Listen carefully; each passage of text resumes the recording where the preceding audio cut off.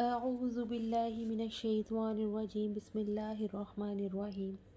رب اشرح لي صدري ويسر لي أمري واحلل عقدة من لساني يفقهوا قولي۔ السلام علیکم ورحمۃ اللہ وبرکاتہ۔ سورہ البقرہ آیت نمبر 15 کی تفسیر۔ بسم اللہ الرحمن الرحیم۔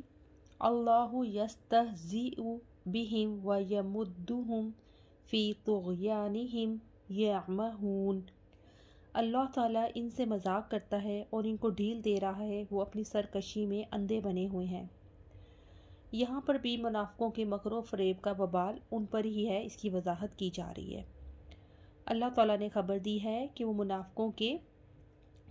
استہزاء کے مقابلے میں ان سے استہزاء کرے گا، یعنی مذاق کرے گا، اور ان کے مکر و فریب کی سزا نہیں دے گا۔ رب العزت نے فرمایا اللہ یستہزئ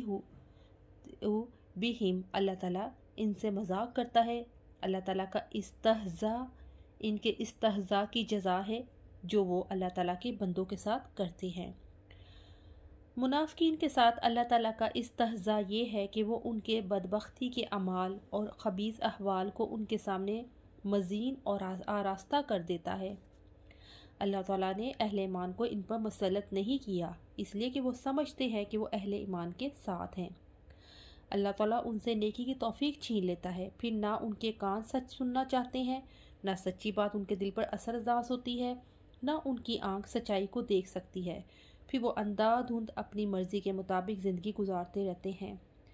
قیامت کے روز اللہ تعالیٰ کا استہزاء یہ ہوگا کہ وہ اہل ایمان کے ساتھ انہیں ظاہری روشنی عطا کرے گا۔ جب اہل ایمان روشنی میں چلیں گے تو منافقین کی روشنی بجھ جائے گی، اور وہ روشنی بجھ جانے کے بعد تاریکی میں متحیر کھڑے رہ جائیں گے۔ پس امید کے بعد مایوسی کتنی بری چیز ہے۔ یہاں پہ اللہ پاک نے جو روشنی کا ذکر کیا ہے وہ پل صراط کا ذکر ہے کہ پل صراط میں ہر ایک کو نور چاہیے ہوگا، اور جتنا نور وہ دنیا میں انسان کے پاس ہوگا، جیسے اس کے اچھے اعمال ہوں گے اس اعمال کے مطابق پل صراط پر اس کو نور عطا کیا جائے گا۔ کسی کا نور اس کے پاؤں کے جو گھٹنا ہوتا ہے پاؤں کا اس کے اوپر ہوگا، کسی کا نور اس کے ہاتھوں کی انگلیوں پر ہوگا، کسی کا نور اس کے پورے باڈی پہ ہوگا، کوئی نور اس کے ساتھ ساتھ چل رہا ہوگا۔ اس طرح مختلف قسم کے نور انسانوں کے ساتھ ہوں گے اور ان کے اعمال کے مطابق ان کے ہوں گے۔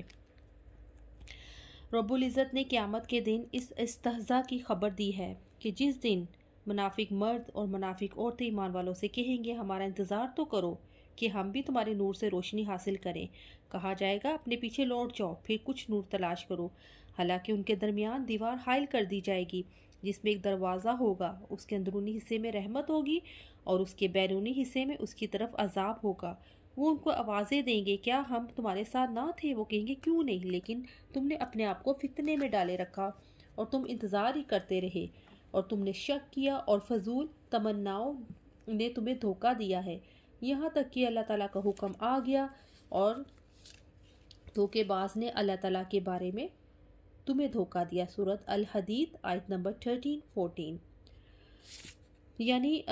جب روز قیامت منافقین کو سب کچھ صاف صاف جب نظر آ جائے گا، اور جب ان کا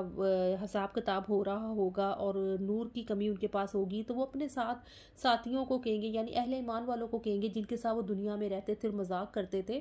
ان کو کہیں گے کہ ہمیں اس حالت میں اکیلا نہ چھوڑو، ہمیں بھی لے کے جاؤ ساتھ۔ تو اہل ایمان یہی کہیں گے کہ دنیا میں تو تم لوگ دنیا کی محبت میں کھوئے ہوئے تھے اور فضول چیزوں میں کھوئے ہوئے تھے اور سب دنیا کو ہی اپنا سب کچھ سمجھ رہے تھے، تو اب جو ہے اب اللہ کا عذاب بھگتو۔ وَيَمُدُّهُمْ، اور ان کو ڈھیل دے رہا ہے اللہ تعالیٰ ان کے فسق و فجور کے کاموں کو اور بڑھا دیتا ہے۔ یعنی اگر وہ اللہ چاہے تو 1 منٹ میں انسان کو پکڑ سکتا ہے۔ اللہ کو سب پتہ ہوتا ہے کہ یہ منافقین یا یہ جو سرکشی کر رہا ہے یا تکبر کر رہا ہے یا اپنے آپ کو بہت بڑی چیز سمجھ رہا ہے، یہ سمجھ رہا ہے کہ میں دنیا میں پتہ نہیں کتنا بڑا ہو گیا ہوں۔ تو اللہ نے حالانکہ قرآن میں مثالیں پیدا کی ہیں، مثالیں بیان کی ہوئی ہیں کہ پہلی قوموں کے بارے میں مثالیں بیان کی ہیں، لیکن ان لوگوں کو جب نہیں سمجھ آتی تو اللہ نے ان کو ڈھیل دے دی ہے کہ اور زیادہ اللہ نے دنیا کے کاموں کے ان کے لیے اور زیادہ بڑھا دیا کہ اور زیادہ کماؤ اور زیادہ جوڑو، بس پیسہ جوڑتے رہو، دنیا کے جو ہے لذت میں بس کھوئے رہو اور بالآخر پھر ان کو موت آ جاتی ہے، اور موت تو ہر ایک کو ہی آنی ہے۔ اللہ تعالیٰ منافقوں کو اپنی مرضی کی زندگی گزارتے ہوئے فوراً انہیں پکڑتے بلکہ مہلت دیتے، یوں ابتدا کی سرکشی بغاوت میں بدل جاتی ہے۔ فی طغیانہم یعمہون، وہ اپنی سرکشی میں اندھے بنے ہوئے ہیں۔ یہ اللہ تعالیٰ کا استہزاء ہے کہ اللہ تعالیٰ وہ سمجھتے ہیں کہ ہم بہت عقل مند ہیں، بہت زیادہ ہم اگر یہودی اور نصارہ کے ساتھ دوستی ہے ہماری، یا ہم امریکہ جاتے ہیں یا کینیڈا جاتے ہیں یا ہم کہیں اور جاتے ہیں اور ہم نے بہت دولت حاصل کر لی ہے اور ان کے ساتھ ہماری دوستی ہے، جبکہ اللہ نے قرآن میں جب فرما دیا ہے کہ غیر مسلم کے ساتھ دوستی نہ کرو، مشرکین کے ساتھ دوستی نہ کرو، یہ آپ کے دوست نہیں ہیں۔ اور لیکن پھر بھی جب مسلمان اگر اس چیز کی طرف جاتا ہے تو اللہ نے اس کو اسی میں پھر ڈال دیا کہ پڑے رہو اپنی سرکشی میں، دنیا کا مال جوڑتے رہو، اور یہ اللہ کا ان کے ساتھ مذاق ہے، اور وہ سمجھتے ہیں کہ شاید ہم اللہ کے ساتھ مذاق کر رہے ہیں۔ رب العزت نے فرمایا، پس یقیناً آنکھیں اندھی نہیں ہوتی لیکن وہ دل اندھے ہوتے ہیں جو سینوں میں ہیں۔ رب العزت نے فرمایا، اور جن لوگوں نے کفر کیا وہ ہرگز یہ گمان نہ کرے کہ یقیناً ہم انہیں جو مہلت دے رہے ہیں وہ ان کے لیے بہتر ہے۔ ہم انہیں اسی لیے مہلت دے رہے ہیں تاکہ وہ گناہ میں اور زیادہ بڑھ جائیں اور ان کے لیے رسوا کن عذاب ہے۔ سورۃ العمران آیت نمبر 178 کہ اللہ تعالیٰ جو ہے ان کو مہلت دیے جا رہے ہیں۔ اللہ تعالیٰ کہہ رہے ہیں ٹھیک ہے اگر تمہیں دنیا ہی سب کچھ اچھی لگتی ہے، کیونکہ اللہ نے فرمایا کہ تم جیسا گمان کرو گے ویسا مجھے پاؤ گے، اور جو یہ گمان کرتا ہے کہ بس دنیا ہی ہماری سب کچھ ہے، ہم دنیا میں ہی بس اکٹھا کر لیں، کل کو قیامت آئے گی یا موت آئے گی تو دیکھی جائے گی۔ اکثر لوگ یہ کہتے ہیں کہ جب آئے گا دیکھا جائے گا، جب وہ ٹائم آئے گا دیکھا جائے گا، تو یہ ان کی غفلت ہوتی ہے۔ اس لیے ان چیزوں سے بچنا چاہیے، اللہ سے توبہ کرنی چاہیے، اور اللہ کا مقابلہ تو کوئی نہیں کر سکتا نا، نعوذ باللہ۔ ابن جریر رحمۃ اللہ علیہ فرماتے ہیں، فی طغیانہم یعمہون کے معنی یہ ہیں کہ یہ اپنی گمراہی اور کفر میں بہہ کے پھر رہے ہیں،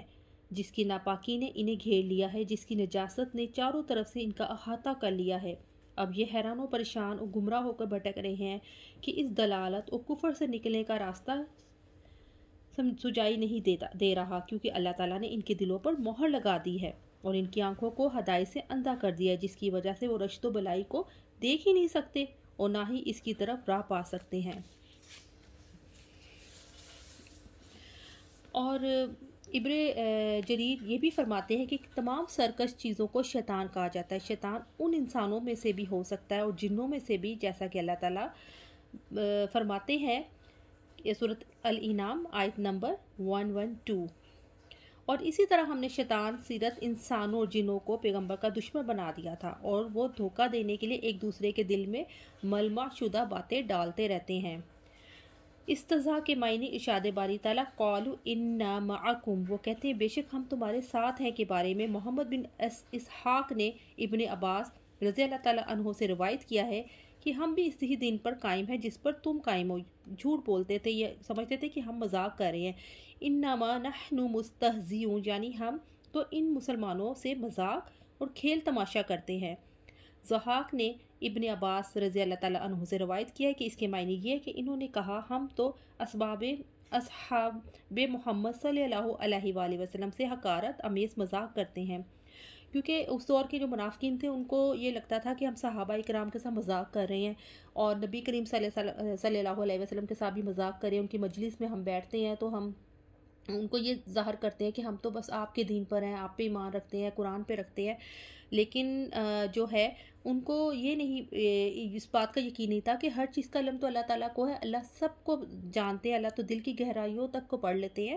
تو یہ دراصل اپنا ان کا مذاق نہیں بنا رہے تھے،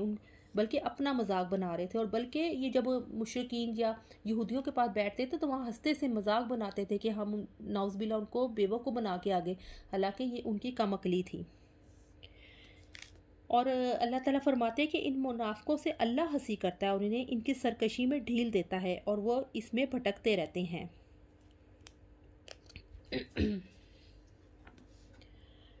اور اللہ تعالیٰ نے یہی کہا ہے کہ اس مقام پر اللہ تعالیٰ نے یہ خبر دی ہے کہ استہزاء کے مقابلے ان سے استہزاء کرے گا، یعنی اگر وہ مذاق اڑائیں گے تو اللہ ان کا مذاق اڑائے گا، اور دراصل وہ اپنا مذاق خود ہی اڑا رہے ہیں۔ اور ان کے مکر و فریب کی انہیں سزا بھی دے گا. یعنی یہ جو حرکتیں وہ دنیا میں کر رہے ہیں اللہ اسی وقت تو ان کی پکڑ نہیں کر رہے، لیکن روز قیامت ان کی پکڑ ہوگی، اور اپنے جس فعل کی وجہ سے یہ عذاب الہی کے مستحق قرار پائیں گے. سبحانک اللہم و بحمدک اشہد ان لا الہ الا انت استغفرک و اتوب الیک.